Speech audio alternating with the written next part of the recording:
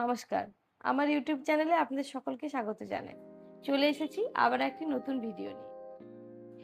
স্বাস্থ্য সম্পর্কে সচেতন আর ফিশ অয়েলের নাম জানি না এরকম কিন্তু খুব কম মানুষই আছে। আজ আমরা জানবো ফিশ অয়েল অ্যাকচুয়ালি কি, সেটা মাছের কোন পার্টে থাকে এবং তার উপকারিতা। আমরা যেহেতু বাঙালি, মাছ আমরা রেগুলারই খাই, তো ফিশ অয়েলটা কি বাজার থেকে কিনে খাওয়াই দরকার? তাছাড়া কি আমরা ফিশ অয়েল পাবো না? অন্যদের ক্ষেত্রে এটা সত্যি হলেও বাঙালিদের ক্ষেত্রে কিন্তু নয়। আমরা যে সমস্ত মাছ খাই তার মধ্যেই কিন্তু আমরা ফিশ অয়েল এনাফ পরিমাণে পেয়ে যেতে পারি। যারা অ্যাকচুয়ালি রেগুলার মাছ খান তাদের কথা আমি বলছি। তাহলে আজ আমরা জানবো মাছের কোন কোন পার্টে ফিশ অয়েল থাকে। আমার ভিডিওগুলি ভালো লেগে থাকলে আপনারা আমার চ্যানেলটিকে সাবস্ক্রাইব করবেন আর আমার ভিডিওগুলিকে লাইক এবং শেয়ার করে রাখবেন। সামুদ্রিক মাছের ক্ষেত্রে ফিশ অয়েল থাকে স্কিনের জাস্ট নিচে, আর যারা আঁশওয়ালা মাছ হয়, মানে যারা মিষ্টি জলের মাছ হয়, তাদের ভেসেরাল লেয়ারে, ভেসেরাল যে এরিয়া, এই জায়গাটাতে মাছের তেল থাকে। আর তাছাড়াও ফ্রেশ ওয়াটার যে মাছগুলো হয় তার মাথাতেও প্রচুর পরিমাণে ফিশ অয়েল কিন্তু থাকে। ফিশ অয়েলের উপকারিতাগুলো আজ আমরা জেনে নেব। ফিশ অয়েল কার্ডিওভাস্কুলার ডিজিজ সারাতে সাহায্য করে। এটি ট্রাইগ্লিসারাইড পরিমাণ বডি থেকে কমায় আর এইচডিএল এর পরিমাণ বাড়ায়, ফলে আথেরোস্ক্লেরোসিসের চান্স কমে এবং ব্লাড প্রেশারও অনেকটাই কম হয়।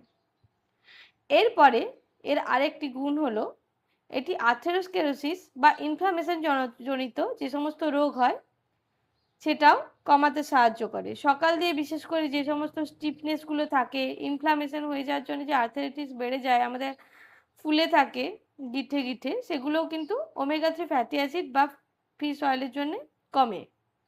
যারা আমরা রেগুলারই মাছ খাই না তারা কিন্তু ট্যাবলেট হিসেবেও এই ওমেগা 3 ফ্যাটি অ্যাসিড বা ফিশ অয়েল, যাদের ফ্যাটি লিভার থাকে, সেটাও কিন্তু আমাদের কমাতে সাহায্য করে। তাছাড়া ব্রেনের ফাংশন ঠিক করতে বয়সকালে যেটা হয় যে অনেকেরই ভুলে যায় অনেক কথা, কগনিটিভ যে স্কিলগুলো হয় বা যেরকম মনে রাখার জিনিসগুলো হয়ে যায়, মানুষ আর বয়সকালে অতটা মনে রাখতে পারে না, সেটাও কিন্তু এই ফিশ অয়েলে অনেকটাই কম হয়।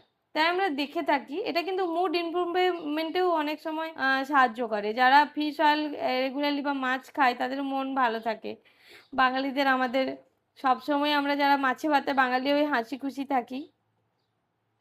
তো মাছ খেতে থাকবেন।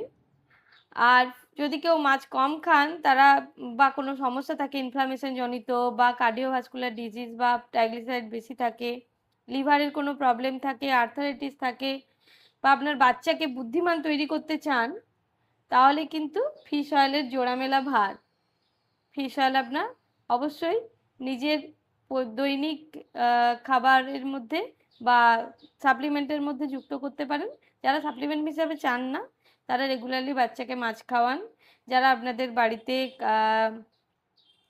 কার্ডিওভাস্কুলার ডিজিজে ভুগছেন বা লিভারের ডিজিজে ভুগছেন, তারা মাছটি ভাপা করেও খেতে পারেন। হ্যাঁ, বা মাছের বিভিন্ন রকমের আরও আইটেম হয়, কিন্তু মাছ ইনক্লুড করবেন। তবে আমার এই ভিডিও থেকে যদি আপনাদের ফিশ অয়েলের সম্পর্কে আরও কিছু জানার থাকে তাহলে কমেন্টে বলবেন, আমি অবশ্যই তার উত্তর দেবো। আর যদি ডায়েট সম্পর্কেও কিছু জানার থাকে তাহলেও আমার কমেন্টে লিখে রাখবেন, আমি সেই রকম ভিডিও আনারই চেষ্টা করব। ধন্যবাদ আমার পাশে থাকার জন্য।